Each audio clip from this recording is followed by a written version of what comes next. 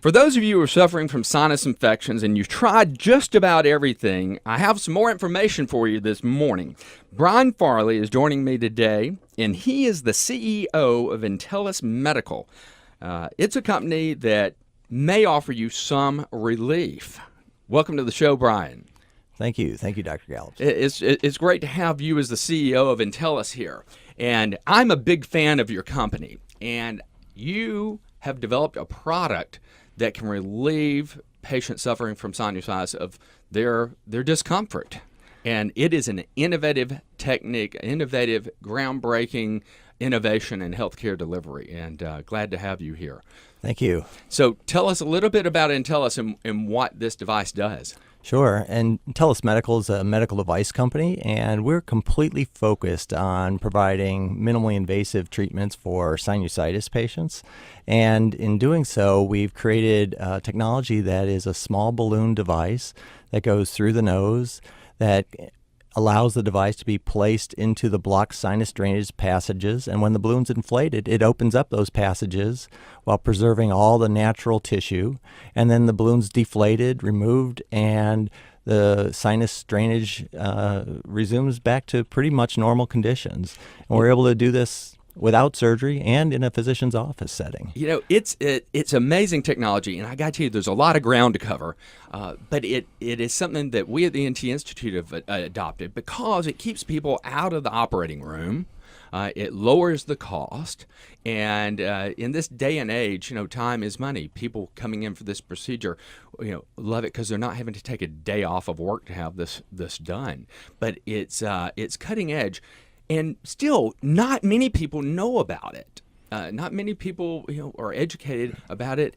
So, what do you have to say to our listeners who are sinus sufferers and about how this might apply to them? Sure. Well, you're absolutely right.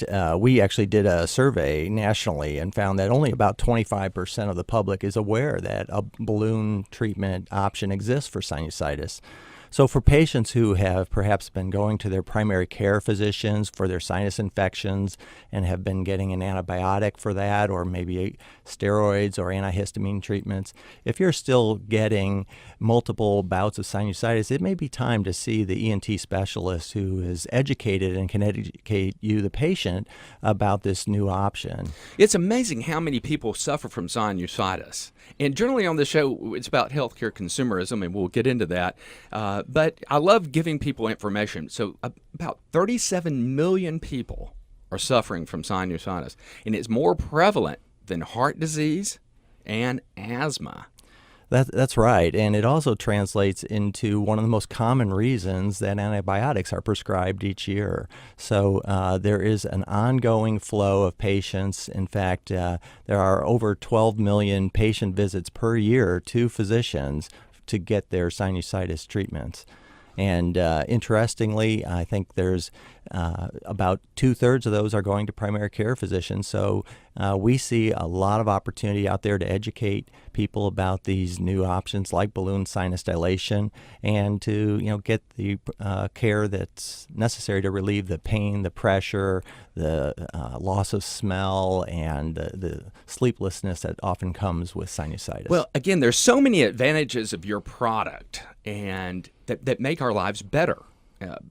Less bleeding after the procedure, less recovery, less pain medication, fewer visits to the doctor's office as well.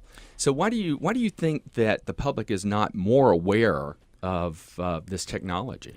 Well, it's relatively new information. We just saw in May of this year, in May of 2014, the 12-month results published on our randomized trial data, which was a study that compared traditional sinus surgery done in the operating room to our balloon procedure done in a physician's office. And as you indicated, it showed that patients have just as good of a relief of their symptoms as surgery, but with faster recovery, less pain medication, less bleeding. And what's really great, now we know a year later, 98% success rates with those patients. So I think because it's new, patients are still learning about it, and we're really looking to do more and more education of patients, whether it's online or through the media. Well, some accolades for your company and device. I mean, you had a recent publication in one of the major journals that we doctors look at, the American Journal of Rhinology and Allergy, that demonstrated the benefits of having this done. That came out in May. That's right. So, but it's not the only study that you all have participated in. That's right. That was our latest study, and in fact, we had another study published in February of this year where we were treating patients who presented with all varieties of sinusitis. And in total, the company has completed 7 clinical studies involving over 600 patients, and we've followed these patients as long as 2 years afterwards. And the success rates are really remarkable, and they continue to get better as we learn. Well, let's talk about that. How do you determine success? Yeah, short term, we measure the success of how well the physician is able to place the balloon into the blocked sinus drainage passage and inflate it and open up that passage. In our last 2 studies, the success rates there were 98 and 99% in over 400 attempts. Now, in following up the patients, we look at what percent do not need to go through a subsequent procedure, like a revision of a surgery. And as I mentioned earlier, 98% of the patients are able to, a year later, have no need for another procedure. Well, I'd say that's pretty successful. I mean, it's very successful. 98%. Yes. And you're not really changing some of the anatomy. So it's not I know you're differentiating this from surgery. I like that because no one wants surgery. No one wants a procedure. But we want to do something that's cost-effective, that has a great outcome. And balloon sinus dilatation, I think, provides that. Are all insurance companies covering this? We have very good insurance coverage throughout the United States, but and all national insurers cover it. Medicare covers this, but many Blue Cross Blue Shield plans in the country do not cover it. Well, and I would say that's true for here in Georgia. That's right. And we recently had the president of Blue Cross Blue Shield on the show, and we'll get him back here. Maybe he can answer, why is Blue Cross Blue Shield not covering it? But what's a patient to do? A patient who has an insurance policy that doesn't cover this procedure has a right to appeal a pre-authorization denial. So, as part of the recommended therapy, if a physician provider recommends a balloon dilation procedure and your insurance company doesn't cover it, it's okay to go ahead and ask for it anyway. The insurance company invariably will deny it. You can appeal that. They'll deny it a second time. And when you go in and appeal it, and go for the third approval, the insurance companies are often required to then get an independent third-party consultant to evaluate your specific case and to determine if this is an appropriate therapy for you. And based on the clinical evidence, we're confident that third parties will see that this is a very beneficial procedure. And I think that's what's important for healthcare consumers to hear, because they don't know that you can ask your doctor to appeal that.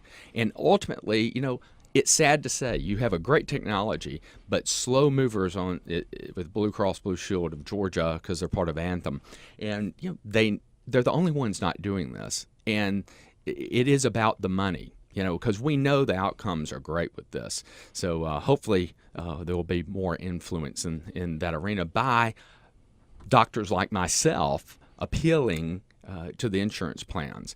But again, I want you listeners as patients to know that you need to, again, educate yourself about the processes. And now you have something to go to your doctor with today and talk to them about appealing, so that we can now push Blue Cross to do what they need to do, and that is, you buy insurance for a purpose. You need to be able to use it.